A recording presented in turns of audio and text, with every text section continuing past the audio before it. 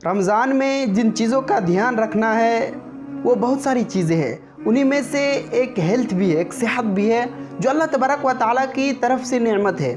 تو ہم کو صحت کی حفاظت کرنی ہے، اس کے لیے ہمیں کیا کیا کرنا چاہیے، ایک ڈاکٹر کی زبانی سنتے ہیں۔ السلام علیکم دوستو، کیسے ہیں؟ امید کہ آپ سب خیر و عافیت سے ہوں گے۔ اللہ تبارک و تعالی ہم تمام لوگوں کی حفاظت فرمائے، آمین۔ دوستو، رمضان المبارک کا مہینہ سر پہ شایع فغن ہے، ہر طرف چہل و پہل ہے، مسلمانوں کی تیاریاں بڑی زور و شور سے چل رہی ہے اور رمضان کے لیے سب کوشاں ہے، سب تیار ہو رہے ہیں، اپنی کمر کو کس رہے ہیں، سب ریڈی ہو رہے ہیں۔ تو ہمیں رمضان المبارک کے مہینے میں بہت ساری چیزوں کا خیال رکھنا ہوگا اور بہت ساری چیزوں کا ہمیں دھیان رکھنا پڑے گا۔ انہی میں سے جو سب سے امپورٹنٹ اور اہم ہے وہ ہے صحت۔ جی ہاں دوستو، جو سب سے امپورٹنٹ ہے وہ ہے ہیلتھ، اس لیے کہ اللہ تبارک و تعالیٰ کے رسول جناب محمد مصطفیٰ صلی اللہ علیہ وسلم نے ارشاد فرمایا کہ نعمتان مغبون فیہما کثیر من الناس الصحہ والفراغ۔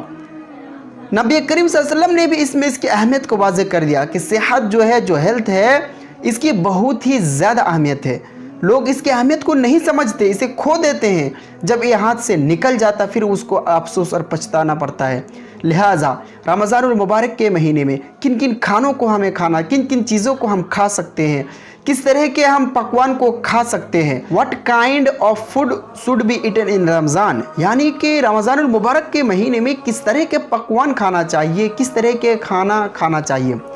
جو گجرات کے مشہور معالج، جو مشہور ڈاکٹر ہے، ڈاکٹر راشد صاحب، وہ بتایا آج کے انٹرویو میں کہ رمضان المبارک کے مہینے میں خاصا خیال رکھنا ہے، ڈائٹنگ کا خصوصی طور پر خیال رکھنا ہے۔ اگر اس کا خیال نہیں رکھا جائے تو سینے میں جلن پیدا ہو جائے گا، جس وجہ سے دن بھر پریشان رہنا پڑے گا۔ اسی طرح سے ڈاکٹر صاحب نے یہ بھی بتایا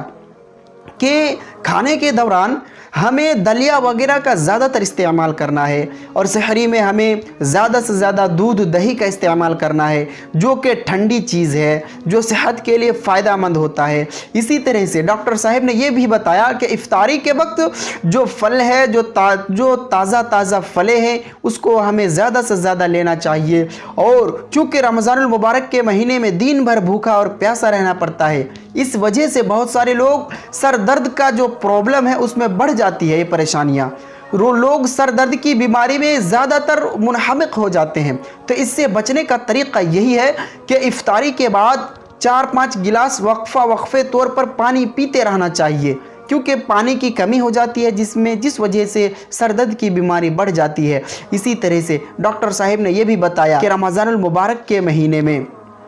جو تلی ہوئی چیز ہے، جو کہ بھنی ہوئی چیز ہے، ان چیزوں کو کھانے سے ہمیں بچنا چاہیے، اس لیے کہ ان سے وزن بھی بڑھ جاتی ہے اور اس میں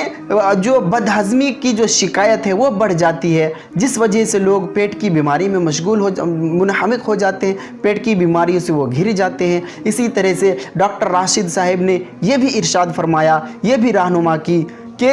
رمضان کے ٹائم میں جو افطاری کا جو ٹائم ہے، اس افطاری کے ٹائم میں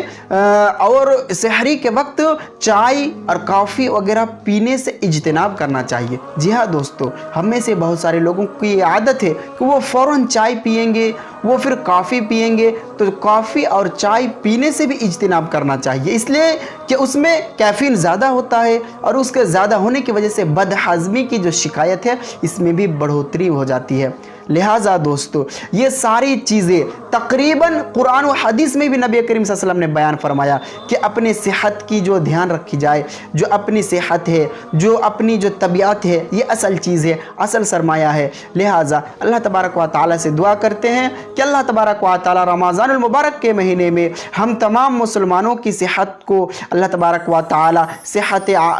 کامل رکھے، ہماری صحت کو اللہ تبارک و تعالیٰ مکمل طور پر تندرست رکھے، تاکہ ہم رمضان المبارک کے مہینے میں زیادہ سے زیادہ اللہ تبارک و تعالیٰ کی عبادات کر سکے اور نماز اور تلاوت قرآن میں زیادہ سے زیادہ حصہ لے سکے۔ اللہ تبارک و تعالیٰ ہمیں ان تمام چیزوں کی توفیق عطا فرمائے، آمین۔